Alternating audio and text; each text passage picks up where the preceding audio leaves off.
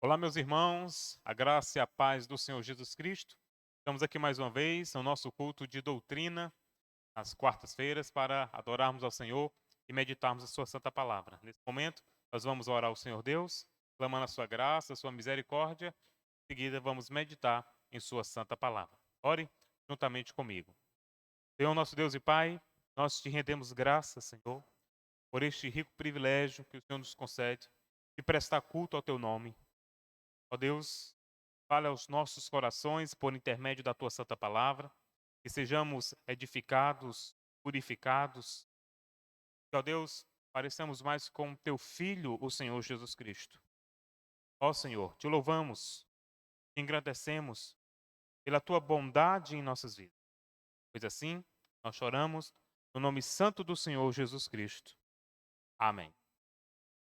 Meus queridos irmãos, mais uma vez, hoje não teremos um momento de louvor, em virtude de alguns problemas técnicos, vamos direto para a pregação da palavra de Deus, assim como foi na semana passada, mas após a exposição, ao término deste culto online, você pode louvar ao Senhor e participar também da sala virtual de oração, onde nós estaremos compartilhando os pedidos e orando uns pelos outros, tá bom?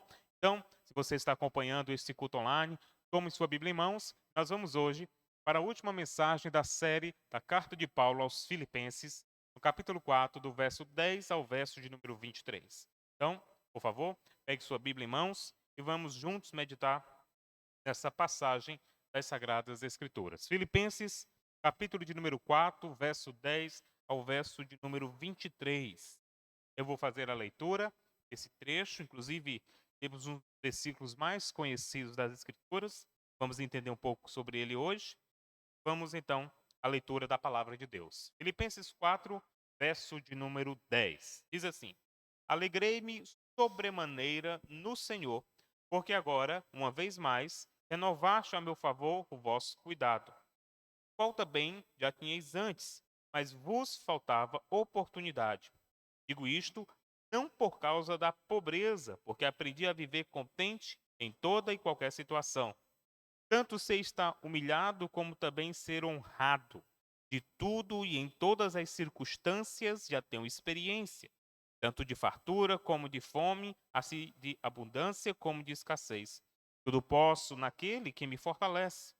Todavia fizestes bem, associando-vos na minha tribulação. Sabeis também vós, ó Filipenses, que no início do evangelho, quando parti da Macedônia, nenhuma igreja se associou comigo no tocante a dar e receber, não unicamente a vós outros. Porque até para Tessalônica mandastes não somente uma vez, mas duas, bastante para as minhas necessidades. Agora o verso 17. Não que eu procure o donativo, mas o que realmente me interessa é o fruto que aumente o vosso crédito. Recebi tudo e tenho abundância. Estou suprido desde que Epafrodito me passou as mãos, o que me veio da vossa parte como aromas suaves, como sacrifício aceitável e aprazível a Deus. E o meu Deus, segundo a sua riqueza em glória, há de suprir, em Cristo Jesus, cada uma de vossas necessidades. Ora, a nosso Deus e Pai seja a glória pelos séculos dos séculos. Amém. Saudai a cada um dos santos em Cristo Jesus. Irmãos que se acham comigo vos saúdam. Todos os santos vos saúdam, especialmente os da casa de César. E agora, o último verso do texto de Filipenses. A graça do Senhor Jesus Cristo seja com vosso espírito. Somente a parte final agora, últimos versos, melhor, do texto de Filipenses, capítulo de número 4, do 10 ao 23. A força da fraqueza é o tema desta exposição, quarta-feira à noite. Na caminhada cristã, você nunca está sozinho. Basta uma simples retrospectiva das fases mais difíceis, das noites em claro e horas de tristeza, para perceber que Deus sempre levanta alguém para nos ajudar a carregar as cargas. O Senhor cuida de seus filhos, usando aqueles que estão à nossa volta. Isto é fruto da graça de Deus. Na vida do apóstolo Paulo, esta realidade não foi diferente. Paulo também foi ajudado por muitos irmãos. O ministério de Paulo não foi um ministério fácil, foi um ministério difícil, sofrido, cercado por muitos desafios, mas aprove ao Senhor levantar pessoas para auxiliar o ministério de Paulo. Já sabemos da história, por exemplo, Timóteo, Silas, Tito, Marcos e muitos outros que caminharam junto a este apóstolo e pregador do evangelho. Mas, se tratando de uma igreja, nós estamos falando da igreja de Filipos, e esta igreja tem essa característica. Uma igreja que, de fato, esteve próximo ao seu líder espiritual e o ajudou. É bem verdade que, se nós analisarmos toda a estrutura da carta, já no capítulo de número 2, na parte final, Paulo menciona que foi ajudado pela igreja de Filipos por Timóteo e Epafrodito. E agora, novamente, no capítulo de 4, verso 10 a 23, o teor da passagem é a gratidão de Paulo aos filipenses pelo fato de terem auxiliado dias difíceis do seu ministério. Lembrando que Paulo está na prisão, em Roma, uma situação extremamente delicada, mas mesmo assim essa igreja está junto com o apóstolo em intercessão e sustento.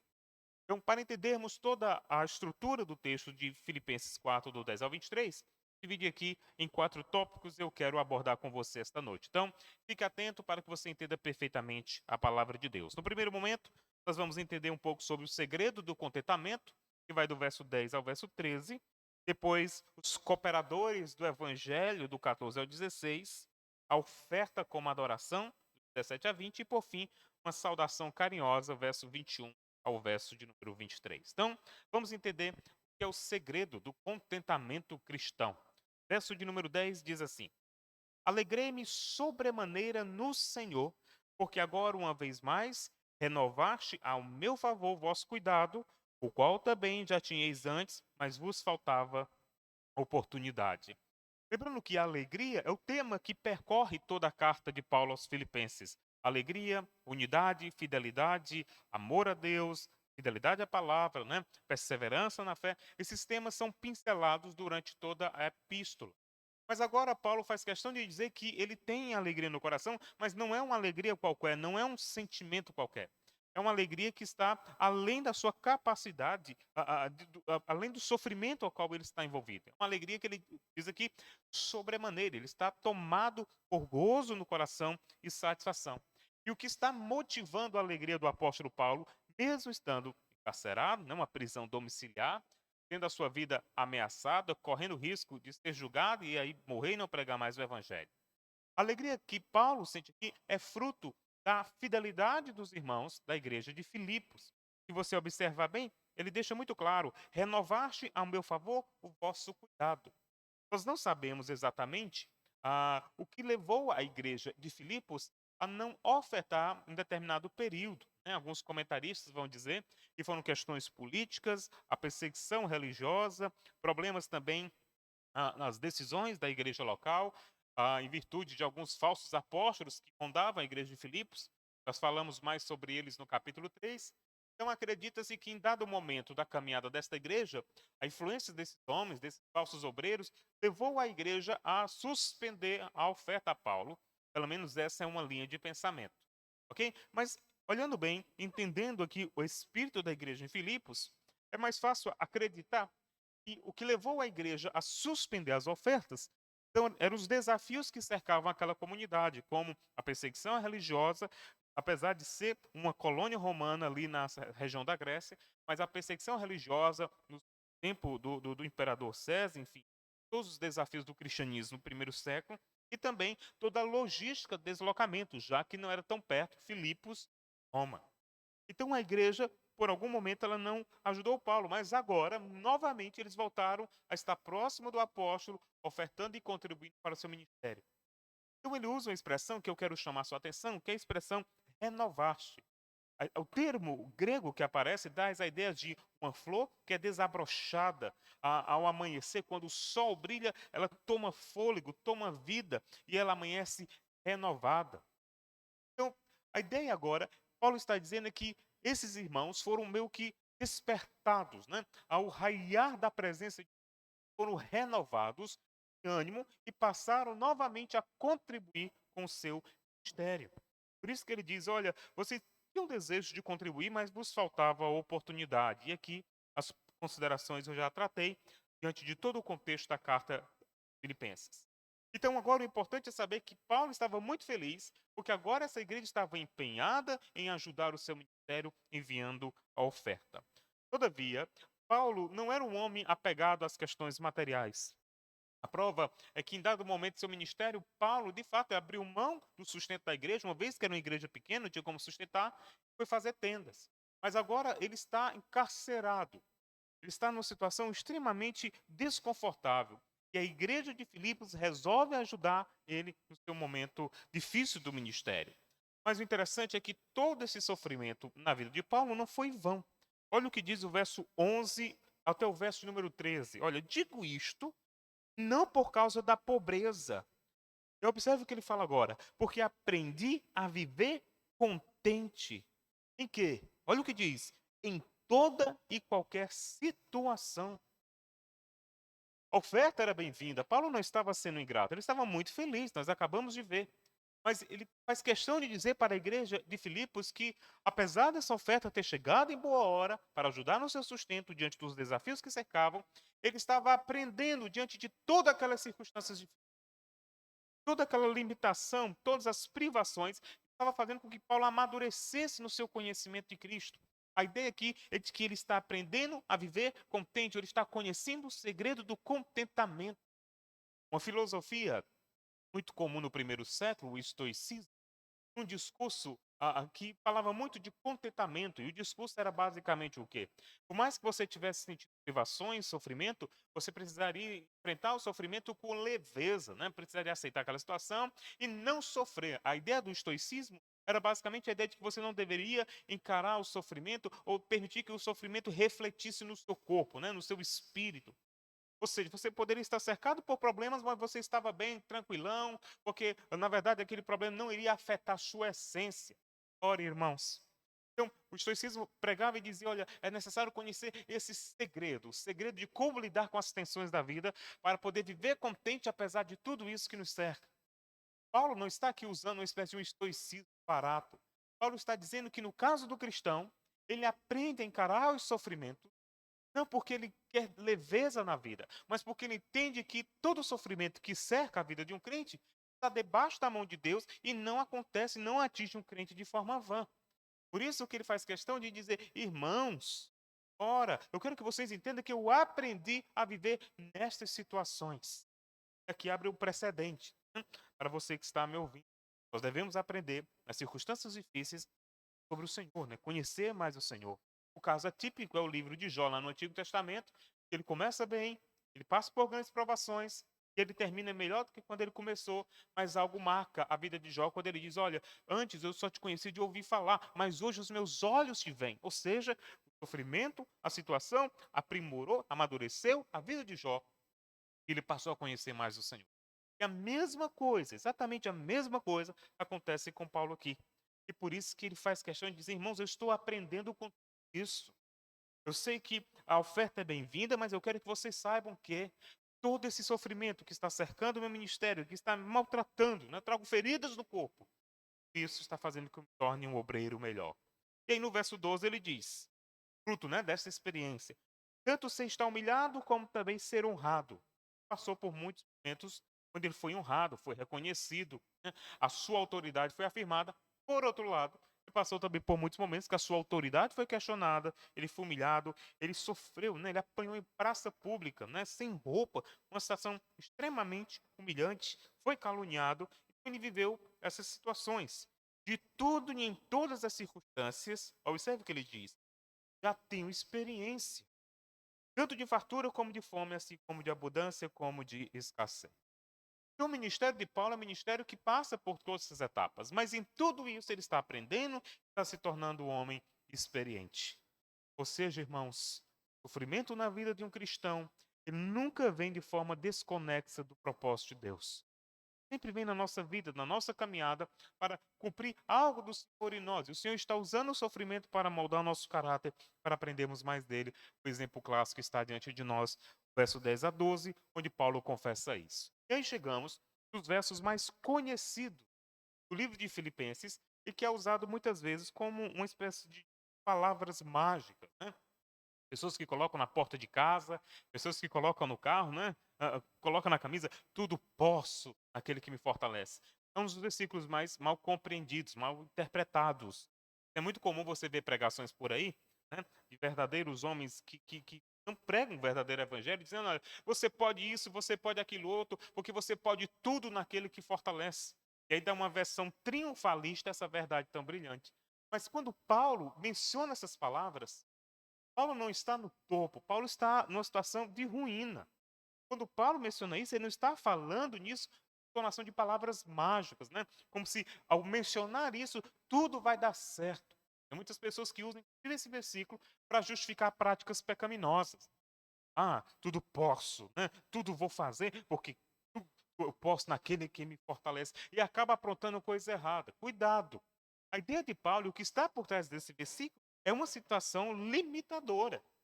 Paulo está encarcerado, foi humilhado, passa necessidade, mas ele sabe que em todas essas circunstâncias, a graça de Cristo está em sua vida e é ela que faz com que ele permaneça de pé. Por isso que ele diz: tudo posso naquele que me fortalece. Uma melhor tradução desse versículo, que eu entendo, que reflete melhor a intenção de Paulo aqui, é a tradução da Nova Versão Transformadora. Ela diz assim: posso todas as coisas por meio de Cristo. Ele me dá forças. Né? É a graça que é concedida por Cristo, isto é, a força que vem do alto, que me faz viver feliz apesar das circunstâncias infelizes. Então, quando Paulo menciona essas palavras, ele está numa situação de ruína, dramática.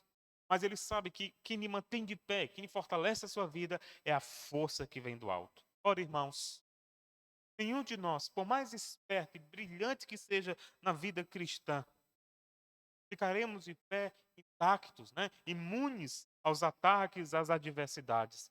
Chegou a hora que todos nós, um momento ou outro, nós vamos nos sentir fracos, abatidos, sentimento de tristeza, mas nós precisamos entender que essas fases são permitidas por Deus, como já falei, para o nosso amadurecimento, porque em Cristo nós somos fortalecidos, porque a nossa força não vem do nosso braço, mas vem do alto por meio do Espírito Santo. Deus que nos fortalece diante das adversidades, essa é a grande verdade. Então, Paulo, nós temos aqui uma confissão da sua fraqueza, mas ao mesmo tempo da sua força que vem de Deus, que é quem sustenta a sua vida e o seu ministério. Por outro lado, mesmo confessando isso, todas essas circunstâncias, Paulo faz questão de dizer agora que os irmãos são bem-aventurados, né? São irmãos abençoados, porque eles cooperam com o evangelho. A igreja de Filipos era uma igreja missionária, uma expressão muito comum em nossos dias, uma igreja missional, ou seja, ela está envolvida na missão cristã no mundo. Vamos então ao verso 14 ao verso 16, e aí vai ficar mais claro o que eu estou dizendo aqui. Todavia, destes bem. Por que eles fizeram bem? E diz: associando-vos na minha tribulação. Irmãos, fizeram bem, né? Fizeram o que era correto. Eles renovaram o cuidado com Paulo e agora esses irmãos eles se associaram. A palavra associar aqui vem de uma raiz chamada koinonia, né? De onde vem a palavra comunhão, estar ligado. Em outras palavras, Paulo está dizendo, por mais que estejamos distante um do outro, Paulo estava em Roma, os irmãos estavam na região de Filipos, a união entre a igreja e o seu pastor era tão grande que Paulo podia sentir no seu coração que esses irmãos estavam unidos a ele. Ou seja, Paulo tinha servido a igreja de Filipos por meio da liderança, da pregação, orientando esses irmãos na sã doutrina, mas agora essa igreja estava servindo a Paulo por meio da oração e do sustento missionário. Estavam ligados a um outro, essa igreja não abriu mão de ajudar o apóstolo Paulo. E por vezes Paulo foi abandonado, rechaçado, humilhado por igrejas que ele mesmo plantou. Igrejas, na verdade, é bem verdade que existem muitos pastores, né, vamos abrir aqui um parênteses, que tira o couro, né, o couro das ovelhas, são homens verdadeiros pilantras que circulam por aí. Mas nós também sabemos de igrejas que tiram o couro do pastor e não chegam junto, não ajudam. Mas aqui o caso é um homem que não estava ali tirando o couro da ovelha, né? Estava ali ajudando, estava próximo, orientando, e aqui ovelhas, uma igreja que estava apoiando o seu líder espiritualmente, financeiramente, estava se associando com ele na hora da tribulação. Verso 15 e 16, ele relata, temos aqui um relatório missionário. Olha o que diz. Sabei também vós, ó Filipenses, que no início do evangelho, quando parti da Macedônia, ou seja, da região da Grécia, e Paulo estava pregando o evangelho, nenhuma igreja, e aí repete a palavra, né, se associou comigo no tocante, e aqui ele usa dois termos do mundo dos negócios: a dar e receber, não unicamente a vós outros. Porque, verso 16, até para Tessalônica mandastes, não somente uma vez, mas duas, bastante para as minhas necessidades. A passagem de Paulo pela igreja de Filipos foi muito rápida, foi tudo rápido, em virtude das perseguições e dos contratempos envolvidos. E quando Paulo sai da região de Filipos, sai daquela região da Macedônia, ele sai pregando o evangelho, né? Ele passa por várias localidades, Bereia, chega na região de Tessalônica, ali também uma igreja forte, proeminente está surgindo, e Paulo está ali envolvido também na plantação dessa igreja, mas essa igreja estava tão ligada ao seu pastor que ela está sustentando ele, está cooperando com o ministério dele. E os irmãos não mediam esforços. E Paulo faz questão de dizer: meus irmãos, eu reconheço, né? Eu reconheço que vocês me ajudaram. E aqui, isso é muito importante, principalmente para pessoas como eu, que sou pastor, reconhecer a bondade da igreja no ministério. Paulo reconhece a bondade da igreja de Filipos.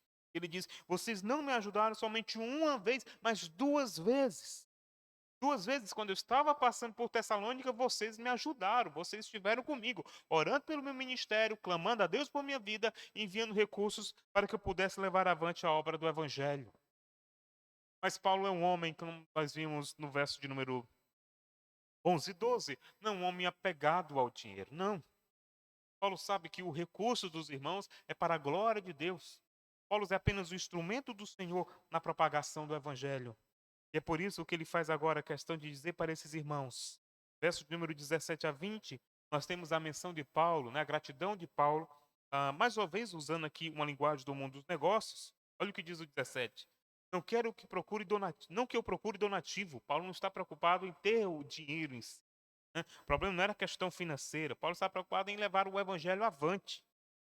Mas olha o que ele diz no final. Mas o que realmente me interessa é o fruto que aumente, e aí a terceira linguagem do mundo dos negócios, né? O vosso crédito. Paulo está dizendo: olha, vocês estão ali a dar, a receber, contribuir. Vocês recebem a mensagem que eu dou, vocês recebem a minha pregação, recebem o meu aconselhamento, o meu pastoreio, a minha liderança, mas vocês também não me esforçam em me ajudar, enviar recursos. E eu quero que vocês saibam de uma coisa. Não é que eu preciso de donativo, não é a questão, não é dinheiro. Paulo faz questão de dizer para os irmãos, mas é para que aumente o vosso crédito. O crédito diante de quem? Crédito diante de Paulo? Não, porque eles estavam com crédito em alto diante de Paulo. Paulo faz questão de dizer, é o crédito diante de Deus. Ou seja, nós não somos salvos pelas obras, mas nós somos salvos para fazer as boas obras. E os irmãos de Filipos foram salvos por Deus, resgatados por Cristo, né, por meio da obra do Calvário, foram edificados por meio da pregação do Evangelho, e esses irmãos agora estão investindo para que este Evangelho, o qual transformou suas vidas, seja levado a outras nações, a outras cidades, igrejas sejam plantadas por intermédio do ministério apostólico de Paulo. E Paulo faz questão de dizer: vocês estão ganhando crédito com o dono da obra. Vocês estão abençoando a obra de Deus por meio das suas finanças. Olha, irmãos, uma pequena igreja na região de Filipos está comprometida em plantar outras igrejas e abençoar o ministério apostólico de Paulo. Está envolvida em sustento, em pastoreio mútuo. E Paulo faz questão de dizer: meus irmãos, a oferta de vocês é um verdadeiro ato adoração ao Senhor. Chegamos então ao terceiro ponto aqui, a oferta como adoração, verso 17 ao verso de número 20. Veja o que diz o trecho agora do verso 18. Recebi tudo e tenho abundância. Essa expressão, recebi tudo e tenho abundância, ela é muito importante, eu vou dizer por quê. Mas observe a continuação. Estou suprido desde que Epafrodito me passou às mãos o que me veio da vossa parte. Nós temos aqui Paulo prestando relatório financeiro à igreja de Filipos. Epafrodito é o irmão de muito respeito, de muito prestígio na igreja de Filipos. Em determinado momento, naquela igreja, a igreja levanta a oferta e diz: olha, Epafrodito, nós queremos que você vá até Roma, onde está Paulo. Você vai levar aqui a oferta para ele. Alguém poderia dizer: Epafrodito, cuidado, né? Ele pode desviar o dinheiro depois aí da igreja, dizer que mandou para as missões e ficou com o dinheiro, e poderia levantar suspeita. Mas olha o que Paulo faz aqui. Quando Epafrodito chega diante de Paulo e diz: Paulo, está aqui a oferta que a igreja de Filipos mandou para você. E que Paulo vai escrever sua carta. Paulo vai prestar testemunho, né, o relatório, e vai dizer: meus irmãos, tudo que vocês me enviaram, eu recebi e tenho em abundância. Está tudo suprido, porque Epafrodito, o irmão que vocês enviaram com dinheiro, entregou em mão. Paulo está, em outras palavras, defendendo a honra do irmão, né? Protegendo a honra de Epafrodito. Vai, que sempre surge na igreja alguém levantando suspeita sobre alguém. A igreja de Filipos não era diferente. Vai que surge alguém lá no meio dizendo: cadê essa oferta? Realmente foi entregue para Paulo? Será que Epafrodito não ficou com dinheiro? Aí alguém diz: não, ele entregou. Que conversa? Ele ficou foi com dinheiro, dizer que entregou para Paulo. Ele foi passear por aí. Mas não. Quando Epafrodito retorna, ele traz a carta. E lembrando o seguinte: quando ele volta para a igreja de Filipos, ele traz uma carta, né? Traz uma carta e ele diz: irmãos, eu trouxe aqui a carta de Paulo para nós. Eu vou ler. E está lá toda a igreja reunida. Epafrodito toma a carta e passa a ler. Lembrando que a igreja está ali atenta, ouvindo o relatório, né? Ouvindo uma carta, as instruções do apóstolo. E lembrando bem, se tem problema, Paulo menciona as pessoas pelo nome, não tem minha conversa. Lá no caso de Evódia e Sintique, né?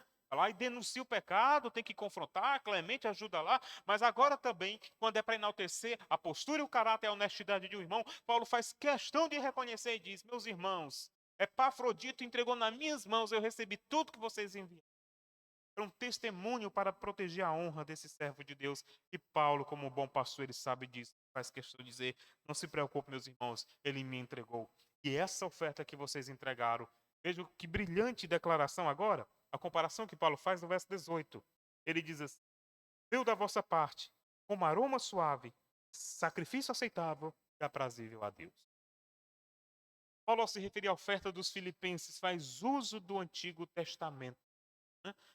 Do Antigo no Novo aqui. Ele compara o valor em dinheiro ao cerimonial de oferta dado ao Senhor estipulado pela lei de Moisés. Como é que funcionava na lei de Moisés? Era levado o sacrifício para ser apresentado ao Senhor. E quando era entregue ao sacerdote, ele tomava o sacrifício, né? Pegava o incenso, lançava sobre o sacrifício, queimava, e aquela fumaça, né? Fumaça com cheiro do incenso agradável, pegava a presença de Deus. Tinha toda uma simbologia por trás. A ideia de que essa fumaça, representando a oração, fosse agradável a Deus. Mas isso, de forma figurada, o que eles faziam? Estava lá o aroma, colocava sobre a oferta, e quando queimava o bicho, que começava, né, a tostar lá a carne, e aí ela subia na fumaça, o cheiro era bom, o cheiro era agradável. E quando chegava a presença de Deus, lembrando que é um sentido metafórico, né? Chegava a presença de Deus, Deus se alegrava, porque era bom cheirar aquele aroma agradável. Adoração dos santos, o nome do Senhor era glorificado, Deus recebia a petição, o sacrifício do seu povo. Paulo pega justamente essa imagem e projeta para a oferta dos filipenses e diz: meus irmãos, a oferta de vocês não é apenas para o meu sustento. A oferta de vocês não é porque eu esteja precisando de dinheiro, porque eu já aprendi a viver com toda a limitação. Eu aprendi a viver de estômago vazio. Eu sei, às vezes eu tenho que comer, às vezes eu tenho que não tem nada. Eu sei, eu já aprendi tudo isso. Deus está me ensinando tudo isso. Mas eu quero que vocês saibam, quando essa oferta chegou em minhas mãos, ela foi acima de tudo uma oferta agradável ao Senhor Deus. E aqui ele usa as expressões aroma suave, ou seja, o cheiro era bom. Deus se agradou quando viu isso. Deus ficou muito feliz ao ver a igreja de Filipos sustentando o meu ministério. Segunda expressão, sacrifício aceitável. A expressão aceitável não aparece aqui de forma desconexa do texto. O sacrifício tinha que ser de acordo com a lei, com todos aqueles regulamentos. Tinha que ser ipsiliteris, o que estava ali registrado.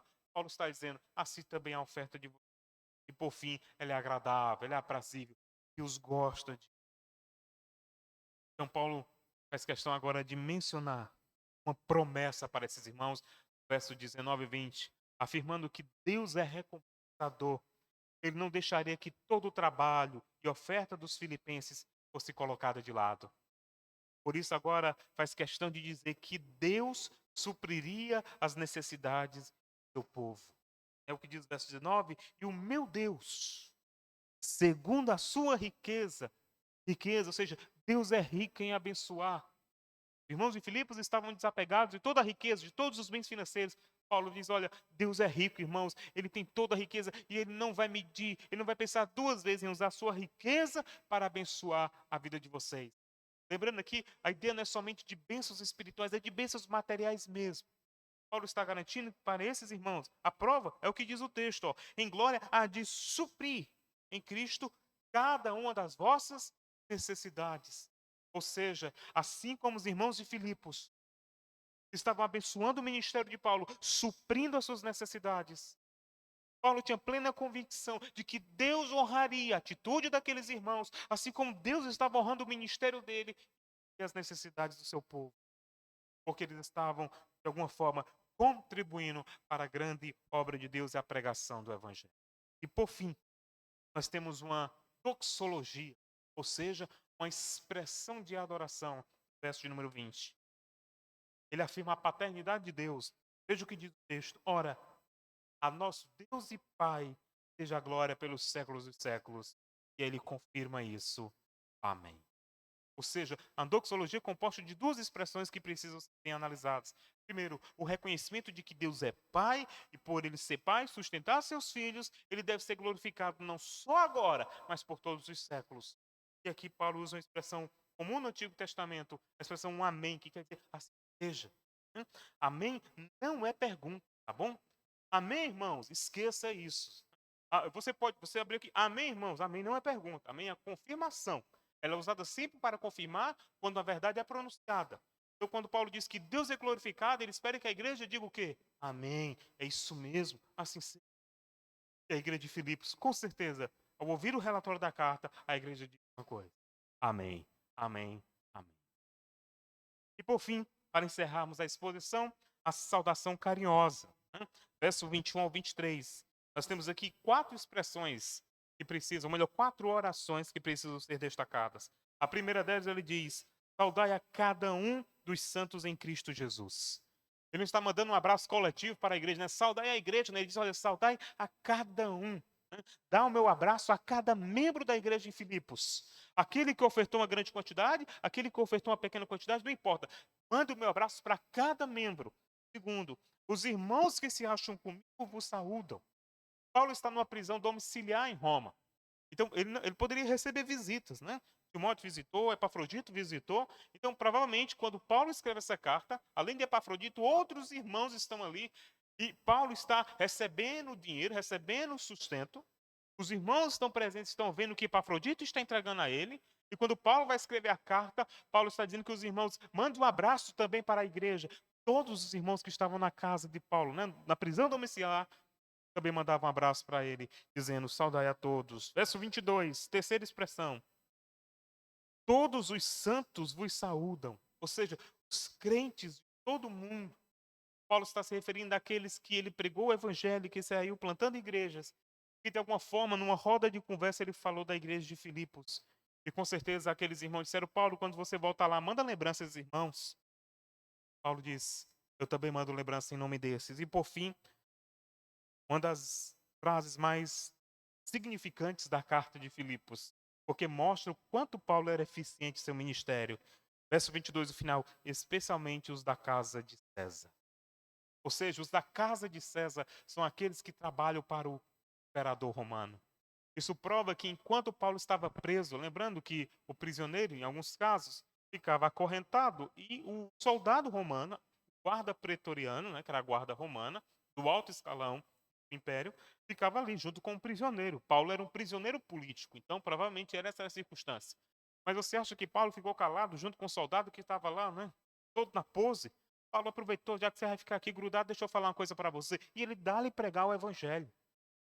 E quantos soldados foram convertidos, né? Os cozinheiros, o pessoal da alfaiataria, da limpeza, enfim, seja o que for, embaixadores que ali estavam, os arautos circulando, e Paulo tinha acesso, Paulo não perdeu a oportunidade, e se duvidar, muitos crentes foram convertidos, e quando Paulo escrevia essa carta, eles estavam sabendo que tinham irmãos igual a eles, salvos por Cristo lá na região de Filipos, e agora eles diziam: Paulo, nós aqui também, manda lembrança para eles, já que todo mundo mandou um abraço, diz que nós também aqui, os romanos, estamos mandando para eles.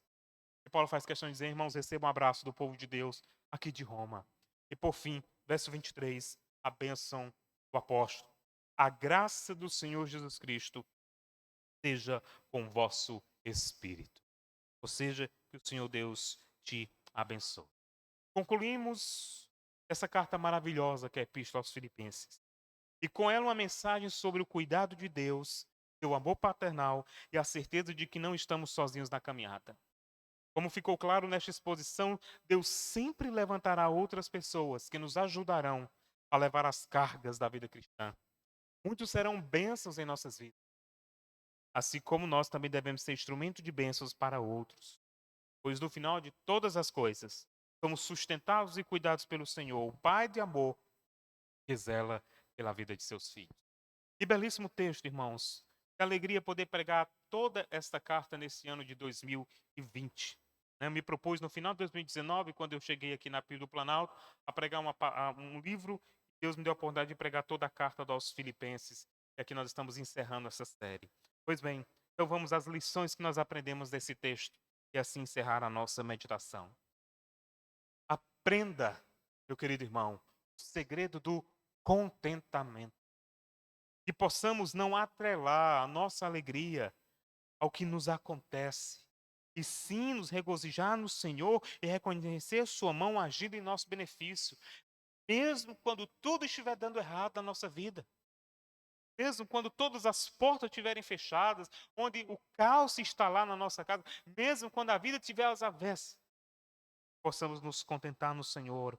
A sua alegria não depende do quanto você possui, mas de que você é em Cristo Jesus. Paulo era feliz, ele era alegre, apesar de não ter nada. A situação financeira de Paulo não era das melhores. Enquanto as pessoas só estão felizes, o bolso está cheio, se a conta, está em alta, está no positivo, se a geladeira está cheia, sim. Mas muitas vezes a vida vai nos golpear. Estaremos cercados por uma fase terrível, fase difícil, onde você não tem ânimo para orar, para ler a Bíblia, é difícil até ir para a igreja, você vai se arrastando. A alegria parece que é coisa que ficou no passado, mas irmãos, nós precisamos aprender a ser contentes em toda e qualquer situação, porque no final das contas, Deus é soberano em nossa vida. O Senhor é Pai, Ele cuida dos seus filhos. Então, você pode dizer: Senhor, me alegrei-me sobremaneira, apesar das circunstâncias que me cercam. Se alegre em Deus, se alegre. A felicidade depende das circunstâncias, diz o pastor Steve Laws, Você precisa de motivos para estar feliz, mas para estar alegre, não. Você não depende de motivos, você depende somente do Senhor. Seja alegre, se alegre em Deus, porque Ele é quem tem cuidado de nós. Segunda lição desse texto. A nossa fraqueza é o cenário perfeito para Deus dispensar a força da sua graça. Ou seja, é quando somos fracos, estamos abatidos, que Deus estende a sua mão abençoadora para nos fortalecer. Nenhuma fase, circunstâncias ou momentos que enfrentamos é desprovido do grande plano redentor.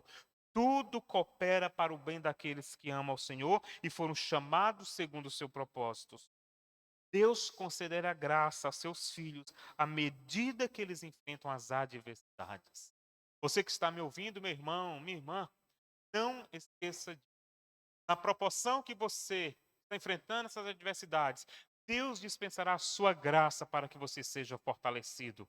Você vai poder dizer: eu posso em Cristo, porque é Ele que me dá força. Eu posso suportar os piores dias, porque é Ele que me dá força. Eu posso suportar a enfermidade, porque é Ele que me dá força. Eu posso sustentar, eu posso ficar firme no Senhor, apesar de toda a crise que me cerca, porque é Ele que me dá força. E é na nossa fraqueza que o seu poder se aperfeiçoa. Mesmo Paulo que escreveu isso, escrevendo na igreja de Corinto, capítulo 12, 9 e 10, ele diz assim: minha graça é suficiente para você. É Jesus dizendo para Paulo: pois o meu poder se aperfeiçoa na tua fraqueza. Você está fraco, meu querido irmão? Não esqueça, é na sua fraqueza que Deus está moldando o seu caráter, a sua vida. É nessa fase de sequidão, de deserto, que Deus está lapidando o nosso caráter. Portanto, diz o texto, eu me gloriarei ainda mais alegremente em minhas fraquezas, para que o poder de Cristo repouse em mim. Por isso, por amor de Cristo, regozijo-me nas fraquezas, nos insultos, nas necessidades, nas perseguições, nas angústias, porque quando sou fraco é que sou forte. Ou seja, estamos fracos. A força de Deus em nós é suficiente. Seja fortalecido, meu Deus. Terceira aplicação com base nesse texto. Somos maiores investidores da obra de Deus. Eu e você somos chamados para sermos os investidores na causa do Evangelho. O Senhor não enviou anjos para pregar o evangelho. Não.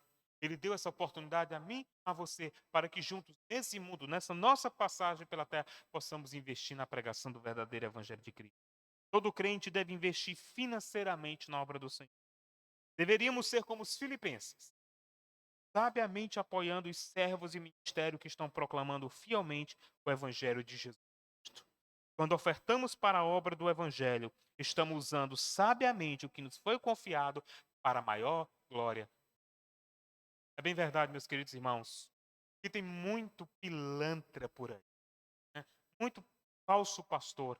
Muitas igrejas que todo o púlpito, a mensagem do púlpito se resume a dinheiro. Mas entenda uma coisa, não é pelo fato de termos falsos apóstolos, falsos pastores, falsos pregadores, verdadeiros mercenários da fé, que não devemos ensinar a verdade.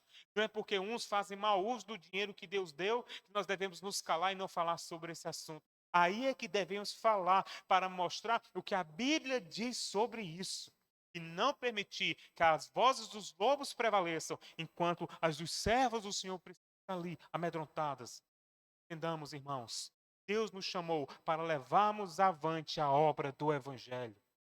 Então, contribua com a obra de Deus, oferte, dizime, seja fiel, use as suas finanças para a glória de Deus. O nome do Senhor será conhecido por meio do verdadeiro Evangelho do Senhor Jesus. A igreja de Filipos estabeleceu um padrão que eu e você, como igreja do Senhor, hoje, seguir. Quarta e última lição para nós encerrarmos. Nossa vida deve ser caracterizada por amor a Deus e ao próximo. Paulo, durante toda a carta de Filipos, ele menciona palavras como amados, alegria, coroa, irmãos, né, companheiros, palavras que externam ou demonstram melhor carinho. Devemos ser sinceros e amorosos uns com os outros, demonstrando o amor de Deus às pessoas com quem partilhamos a comunhão. Mesmo que sejamos tímidos, introvertidos e retraídos, devemos nos deixar guiar pelo Espírito Santo para saudar, abraçar, cuidar os irmãos que estão à nossa volta. Paulo, ele não só amava a igreja de Filipos, como ele ensinou aos irmãos de Roma, aos irmãos que estavam na sua prisão domiciliar, a também amarem esta igreja que estava tão distante da capital do império. Paulo, por meio do seu exemplo, da sua dedicação, o seu amor ao povo de Deus contagiou a outros. Porque, de fato, essa é a característica dos servos de Deus. O amor uns aos outros, a caminhada se torna mais leve. Por isso, meu querido, diante da vida da igreja, precisamos valorizar a comunhão, ajudarmos uns aos outros no que for necessário. A igreja é um conjunto, é um arquipélago, né? Cada uma ilha isolada, não. Somos uma grande família. Quando um chora, nós devemos chorar juntos. Quando um se alegra, devemos se alegrar juntamente com ele. Se alguém passa dificuldades, devemos chegar juntos. Se alguém está feliz porque conseguiu alguma coisa, nós devemos nos alegrar com ele, não ficar com inveja, né? Enciumado, não. Nós precisamos compartilhar uns com os outros, mobilizar outras pessoas também a amarem os servos de Deus. Paulo fez isso. Ele amou essa igreja e essa igreja amou fielmente o seu líder a ponto de sustentá-lo por meio da oração e das finanças. E Paulo sustentava essa igreja por meio do pastoreio e de sua liderança amorosa. Por isso, meus queridos irmãos, essas são as grandes lições do capítulo 4, do 10 ao 23, mas que refletem e resumem toda a mensagem do livro aos Filipenses. Possamos guardar isso em nossos corações. Possamos, como nós aprendemos no capítulo de número 1, perseverar em unidade, caminhando juntos, servindo ao Senhor e ao Evangelho. Como nós aprendemos no capítulo 2, que sigamos o exemplo de humildade do Senhor Jesus Cristo, estabelecer um padrão ao qual devemos seguir. Como nós aprendemos no capítulo 3, que possamos perseverar na sã doutrina, mesmo quando os falsos obreiros estiverem à nossa volta. E no capítulo 4, que possamos amar e cuidar uns dos outros, porque no final das contas, nós somos chamados para trilharmos a caminhada cristã e juntos nós somos mais fortes, abençoados pelo Senhor. Que o Senhor lhe abençoe e que você medite nessas verdades. Guarde essa verdade no seu coração e caminhe firme e forte na presença do Senhor Jesus Cristo. Amém. Vamos orar? Você que está acompanhando essa meditação, teve a paciência de me ouvir durante toda essa exposição e o final dessa série de Filipenses. Vamos orar juntos, agradecendo ao Senhor. Eu estou muito feliz por esta oportunidade de poder, diante desse ano tão difícil de pandemia, das limitações, de culto presencial, depois de culto gravado, agora gravado na igreja, em breve os cultos presenciais, mas em breve retornaremos às atividades como os irmãos estão acostumados, estaremos todos juntos como povo do Senhor. Ore comigo e agradeça ao Senhor pela sua vida e peça a força e graça do Senhor para a sua caminhada. Tá bom? Vamos orar. Deus, nós te agradecemos, porque o Senhor é quem tem nos sustentado. Nós te louvamos, ó Deus, porque até aqui a tua boa mão tem guardado o teu povo. Ó Deus, como nós aprendemos nesse texto de hoje, que possamos cuidar uns dos outros, também sejamos cuidados, permitamos ser cuidados uns pelos outros, possamos ser uma verdadeira família de fé, que a tua graça nos fortaleça diante das adversidades. Quando a fraqueza bater, o desânimo, o abatimento chegar à nossa porta, que sejamos reanimados pelo Senhor e que a tua palavra cative os nossos corações e sejamos abençoados por ti. Fica com o teu povo, fortalece a tua igreja, fortalece a comunhão. Abençoa aquele irmão, irmã que está ouvindo esta pregação agora em sua casa, por meio da TV, do smartphone, do tablet, ou seja, que curso for, que ele seja edificado pelo poder da pregação do Evangelho do Senhor Cristo. E que teu poder se aperfeiçoe em nossa fraqueza. Fica conosco, pois assim nós choramos, no nome santo de Jesus. Amém. Meu querido irmão, minha querida irmã, que Deus te abençoe. Vamos ter agora a sala virtual de oração. Os links serão compartilhados nos grupos da igreja, você pode clicar e será direcionado à sala virtual. Lá você vai poder orar, tanto pela vida do irmão, do irmã, compartilhar também os seus pedidos, enfim, ter um momento de comunhão. Lembrando aos irmãos que em breve, se o Senhor nos permitir, retornaremos com presenciais nas quartas-feiras. E aí sim, voltaremos ao momento de comunhão na atmosfera da igreja local. Que Deus te abençoe, um bom final de quarta, uma boa noite. Até mais.